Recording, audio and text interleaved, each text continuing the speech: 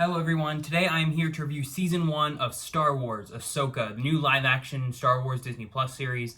This will be a full spoiler review, so if you have not finished Ahsoka, please watch that before you watch this. But if you have watched Ahsoka, without further ado, let's get into things. So starting with my review, before I get into the positives of the show, I want to get into the things I'm mixed on first off. And there's just a couple things. First off, I feel like the emotions with the reunions between Rebels characters weren't always there. Like, the reunion between Sabine and Ezra, I think, was good, but, like, a little restrained. And the same thing, the reunion between Ezra and Hera.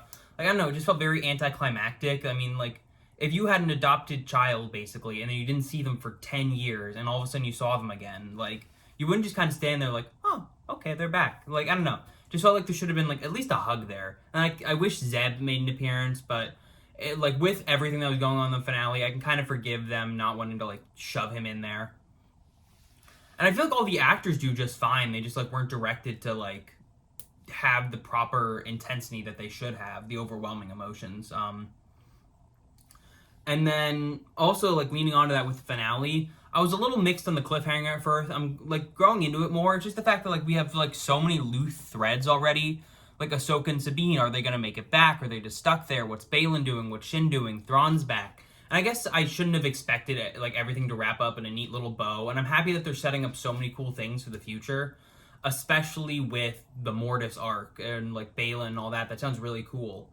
I guess part of me was just frustrated that, like, we kind of ended where we began with, oh, hey, we started with, oh, hey, a character you love is stuck in another galaxy. And ended with, oh, hey, the conflict is a character you love is stuck in another galaxy. Felt a little redundant, but if they do cool things with Mortis, that could be nice. I wish they had their next appearance already kind of announced, like in Ahsoka Season 2, or we're going to have to wait 4 years for the Filoni movie. It's just like, I kind of want to figure it out now, and I know that can't happen. It's going to be a while. I wish it was like classic television where we had a TV cliffhanger and we only have to wait 3 months to find out how it ends. But I'm definitely growing on the cliffhanger more, and at least the potential open for a lot of really cool stories. And just finally, the show on a visual level could have looked better. Disney Star Wars has been very hit or miss with visuals for me. I think all of the movies, Andor, Mando Season 1, the animated shows, all generally look really, really good to me. But a lot of the shows with heavy, heavy volume use, like Obi-Wan, Book of Boba Fett, Mando Season 3, and now Ahsoka, they look fine. They're just, like, nothing stand out. And the show kind of looked cheap at times with, like, the giant gas fog clouds in Episode 5. Or just, like, some of the landscapes just being, like, plain with nothing super interesting about it, with, like, lighting-wise. Just a minor criticism. There are definitely some parts I think look very, very good. And, like, things like the Purrgil and the lightsaber fights I think looked good as well. But on to the positives. First off, this is just a really cool sequel series to both Clone Wars and Rebels. Bringing in all these characters in a live action. Hera and Sabine are really great. I think their actors do a great job. Rosario Dawson's journey as Ahsoka of accepting that she's not responsible for Anakin's fall and finally embracing that she needs to live and not just fight, and becoming Ahsoka the White was really powerful, and Rosario Dawson really started to become the Ahsoka that I've known and loved since I was a little kid. David Tennant's great as Hugh Yang. I like the dynamic between Ahsoka and Sabine as master and apprentice. I think it's really cool, and they did something really interesting with it. I like Jason and Hera being a mom. Chopper was consistently funny, even if he didn't have a ton to do. Iman Esfandi is perfect as Ezra. He has this great energy to him. He embodies the character so much. And also, even though I said I kind of criticized the Hera thing or like the reunion earlier, I love Chopper immediately realizing who Ezra was. I loved him using Kanan's lightsaber. Just so insanely cool. A great animation to live action transfer.